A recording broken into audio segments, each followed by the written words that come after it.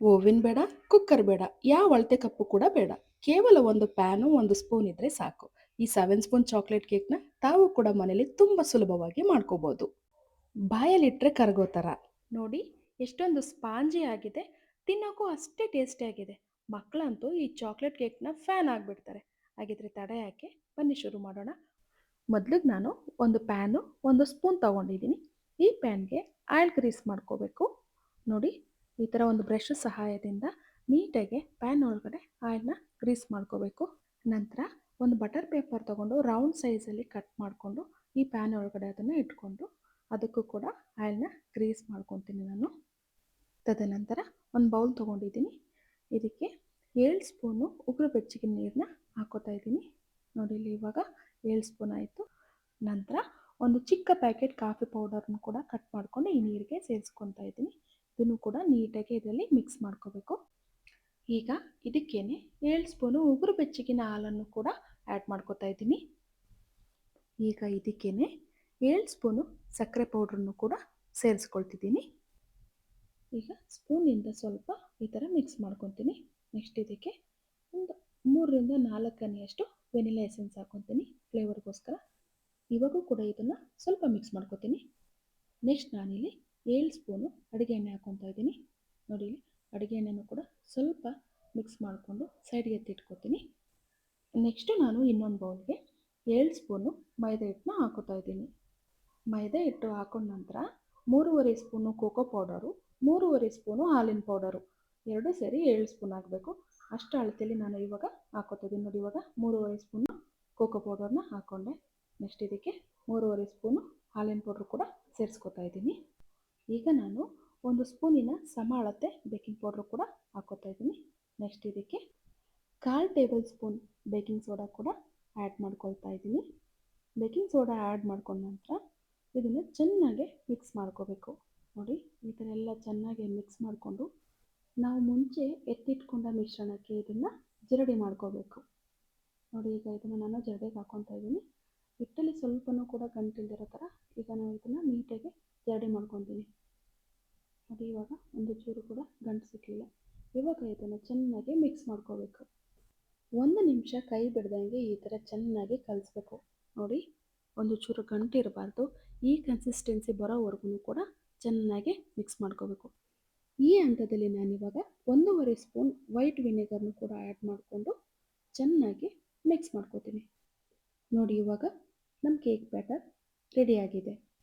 ನಾನು ಅವಾಗೇ ರೆಡಿ ಮಾಡಿಟ್ಟ ಪ್ಯಾನ್ಗೆ ಈ ಬ್ಯಾಟರ್ನ ಹಾಕ್ಕೊಂಡು ಈ ಪ್ಯಾನ್ನ 3ರಿಂದ 4 ಸರಿ ಈ ಥರ ಟ್ಯಾಪ್ ಮಾಡ್ತೀನಿ, ಯಾಕಂದರೆ ಏರ್ ಔಟ್ ಆಗಲಿ ಅಂತ. ಒಲೆ ಮೇಲೆ ಯಾವುದಾದ್ರೂ ಹಳೆ ತವಾನ ಇಟ್ಕೊಂಡು ಅದನ್ನು ಫ್ರೀ ಹೀಟ್ ಮಾಡಿಕೊಂಡು ಪ್ಯಾನ್ನ ಅದ್ರ ಮೇಲೆ ಇಟ್ಟು 25ರಿಂದ 30 ನಿಮಿಷ ಅದನ್ನು ಬೇಕಾಗೋಕ್ಕೆ ಬಿಡೋಣ. ಈಗ ನಾವು ಕಾಫಿ ಸಿರಪ್ ಮಾಡ್ಕೊಳ್ಳೋಣ. ನೋಡಿ ಅರ್ಧ ಕಪ್ಪು ನಾನು ಬಿಸಿ ಹಾಲು ತೊಗೊಂಡಿದ್ದೀನಿ. ಅದಕ್ಕೆ 1 ಸ್ಪೂನು ಸಕ್ಕರೆ ಪುಡಿ ಹಾಕ್ಕೊಂಡಿದ್ದೀನಿ, ಅರ್ಧ ಸ್ಪೂನು ಕಾಫಿ ಪೌಡ್ರ್ ಹಾಕ್ಕೊಂಡಿದ್ದೀನಿ. ಹಾಲು, ಕಾಫಿ, ಸಕ್ಕರೆನ ಚೆನ್ನಾಗಿ ಮಿಕ್ಸ್ ಮಾಡ್ಕೊತೀನಿ. ನೆಕ್ಸ್ಟ್ ನಾವು ಚಾಕ್ಲೇಟ್ ಸಿರಪ್ ಮಾಡ್ಕೊಳ್ಳೋಣ. ನಾನು ಇದಕ್ಕೆ ಡಾರ್ಕ್ ಕಾಂಪೌಂಡ್ ಚಾಕ್ಲೇಟ್ ತೊಗೊಂಡಿದ್ದೀನಿ. ನೋಡಿ ಇದನ್ನು ಚೆನ್ನಾಗಿ ಸಣ್ಣದಾಗಿ ಕಟ್ ಮಾಡ್ಕೋಬೇಕು. ನೋಡಿ ನಾನು 2 ಪೀಸ್ ತೊಗೊಂಡಿದ್ದೀನಿ. ಮೇ ಬಿ 1 ಪೀಸ್ ಸಾಕಾಗುತ್ತೆ ಅನ್ಕೋತೀನಿ. ಇವಾಗ ಇದನ್ನು ಸಣ್ಣದಾಗಿ ಕಟ್ ಮಾಡ್ಕೋತೀನಿ. ನೋಡಿ ನಾವೆಷ್ಟು ಸಣ್ಣದಾಗಿ ಕಟ್ ಮಾಡ್ಕೋತೀವೋ ಇದು ಅಷ್ಟು ಬೇಗ ಮೆಲ್ಟ್ ಆಗುತ್ತೆ. ನೋಡಿ ನಾನು 2 ತೊಗೊಂಡಿದ್ದೆ, 1 ಸಾಕು, ಇನ್ನೊಂದನ್ನು ಎತ್ತಿಟ್ಕೋತೀನಿ. ನೋಡಿ ಇದನ್ನು ಇವಾಗ ಒಂದು ಸಣ್ಣ ಪ್ಯಾನ್ಗೆ ಹಾಕ್ಕೊಂಡು ಮೆಲ್ಟ್ ಮಾಡ್ಕೋತೀನಿ. ಇವಾಗ ಇದು ಮೆಲ್ಟ್ ಆಗೋದಕ್ಕೋಸ್ಕರ ಒಂದು 4 ಚಮಚ ಬಿಸಿ ಹಾಲನ್ನ ಹಾಕ್ಕೊಂಡು ಹಾಗೆಯೇ ಮೆಲ್ಟ್ ಮಾಡ್ಕೋತಾ ಇದ್ದೀನಿ. ನೋಡಿ ಈಗ ಆಲ್ಮೋಸ್ಟ್ ಒಂದು 30% ಇದರಲ್ಲಿ ಮೆಲ್ಟ್ ಆಗಿದೆ. ಇವಾಗ ಇದನ್ನು ಒಲೆ ಮೇಲೆ ಇಟ್ಕೊಂಡು ಸಣ್ಣ ಉರಿಲಿ ಮೆಲ್ಟ್ ಮಾಡ್ಕೊತೀನಿ. ನೋಡಿ ಇವಾಗ ತೆಳು ಆಗಿದೆ ಇದು ಸಿರಪ್ಪು. ಈ ಒಂದು ಹದದಲ್ಲಿ ನಾನು ಗ್ಯಾಸ್ ಆಫ್ ಮಾಡಿಕೊಂಡು ಸೈಡ್ಗೆ ಎತ್ತಿಟ್ಕೋತೀನಿ. ನೋಡಿ ಕೇಕ್ ಬೆಂದಿದೆ ಅಂತ ನೋಡೋಣ. ಟೂತ್ ಪಿಕ್ನ ನಾನು ಚುಚ್ಚಿ ನೋಡ್ತೀನಿ. ನೋಡಿ ಇವಾಗ ಟೂತ್ ಪಿಕ್ಕಿಗೆ ಅಂಟ್ಕೊಂಡಿಲ್ಲ, ಇವಾಗ ಕೇಕ್ ಆಗಿದೆ ಅಂತ ಅರ್ಥ. ನಾನು ಇವಾಗ 30 ನಿಮಿಷ ಅದನ್ನು ಆರೋಕ್ಕೆ ಅಂತ ಸೈಡಲ್ಲಿ ಎತ್ತಿಟ್ಕೊಂಡಿದ್ದೀನಿ. ನೋಡಿ ಬ್ಯಾಕ್ ಸೈಡು ಬಟರ್ ಪೇಪರ್ ಹಾಕ್ಕೊಂಡಿದ್ದಲ್ಲ, ಇದನ್ನು ಕೂಡ ತೆಗೆದಿಟ್ಕೊಂಡು ಇವಾಗ ಕೇಕಲ್ಲಿ ಟೂತ್ ಪಿಕ್ ಸಹಾಯದಿಂದ ರಂಧ್ರಗಳು ಮಾಡ್ಕೊತಾ ಇದ್ದೀನಿ. ಅಂದರೆ ಸಿರಪ್ ಅದು ಅಬ್ಸರ್ವ್ ಮಾಡಬೇಕು, ಆಯಿತಾ? ಸೊ ಹಂಗಾಗಿ ನೋಡಿ ಇವಾಗ ನಾನೇನು ಆವಾಗಲೇ ಕಾಫಿ ಸಿರಪ್ ಮಾಡಿದ್ನಲ್ಲ ಅದನ್ನು ಇವಾಗ ಕೇಕ್ ಮೇಲೆ ಹಾಕೋತಾ ಇದ್ದೀನಿ.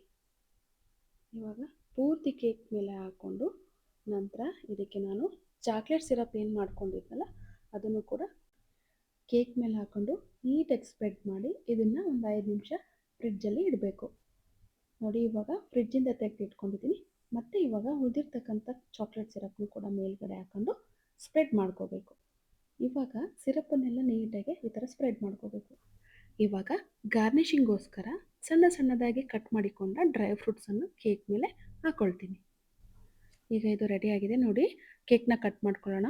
ನಿಮ್ಗೆ ಯಾವ ಸೈಜಲ್ಲಿ ಬೇಕೋ ಆ ಸೈಜಲ್ಲಿ ಕೇಕ್ನ ಕಟ್ ಮಾಡ್ಕೊಳ್ಳಿ. ನಾನು ಇವಾಗ ಈ ಥರ ಕಟ್ ಮಾಡ್ತಾ ಇದ್ದೀನಿ. ನೋಡಿ ಎಷ್ಟು ಚೆನ್ನಾಗಿ ಬಂದಿದೆ ಅಂತ. ಇವಾಗ ಇದನ್ನು ನಾನು ಸರ್ವಿಂಗ್ ಪ್ಲೇಟ್ಗೆ ಇಟ್ಕೋತೀನಿ. ವಾವ್, ನೋಡಿ ಇವಾಗ ನಮ್ಮ spongy and soft 7 spoon chocolate cake ಸವಿಯೋದಕ್ಕೆ ರೆಡಿ.